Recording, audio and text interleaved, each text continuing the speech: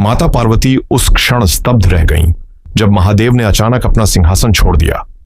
उनकी दृष्टि सामने आते हड्डियों के एक चलते फिरते ढांचे पर टिक गई। महादेव गंभीर स्वर में बोले, यह कोई साधारण कंकाल नहीं है, यह मेरी मां है जो मेरा ध्यान रखने आ रही है। क्या कोई साधारण मानव तीनों लोकों के स्वामी महाकाल शिव की मां बन सकता है? इतिहास कहता है, हां, बन सकता है। दक्षिण भारत के एक छोटे से गांव में पुनीता नाम की एक अत्यंत सुंदर स्त्री रहती थी। उसका विवाह एक धनी व्यापारी से हुआ, लेकिन उसका मन हमेशा महादेव के चरणों में ही रमा रहता था। शिव भक्ति में डूबी पुनीता ने एक दिन महादेव से अनोखा वरदान मांगा। उसने कहा, प्रभु, यह सुंदर शरीर मेरी भक्ति के मार्ग में बाधा है। मुझे ऐसा रूप दीजिए कि दुनिया मुझे नहीं, सिर्फ मेरी भक्ति को देखे। और तभी उसने अपने सुंदर शरीर का त्याग कर कंकाल का रूप धारण कर लिया। इसके बाद उसने कैलाश पर्वत की यात्रा आरंभ की, लेकिन कैलाश की तलहटी में पहुंचकर वह रुक गई।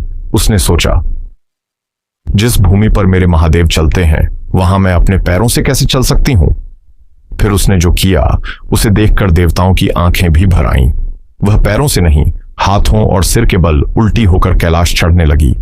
नुकीले पत्थर उसके हाथों को चीर रहे थे, खून बह रहा था, हड्डियां कराह रही थीं, लेकिन उसके मुख से सिर्फ एक ही स्वर निकल रहा था, शिव शिव। जब वह कैलाश शिखर पर पहुंची, माता पार्वती ने आश्चर्य से पूछा, स्वामी, यह कंकाल इतना कष्ट सहकर यहां क्यों आया है? महादेव की आंखों से आंसू बह निकले। वे बोले, यह कोई साधारण भक्त नहीं है, यह मेरी मां है। और महादेव ने उसे अम्मायर, मां कहकर पुकारा। एक भक्त के लिए इससे बड़ा मोक्ष क्या हो सकता है कि स्वयं भगवान उसे मां का स्थान दे दें। उस दिन से पुनीता को संसार कड़ेकाल अम्मायर के नाम से पूजने लगा। सच्ची भक्ति रूप नहीं देखती, सिर्फ भाव देखती है। अगर आपके हृदय में भी महादेव के लिए प्रेम है तो कमेंट में लिखें, हर हर महादेव।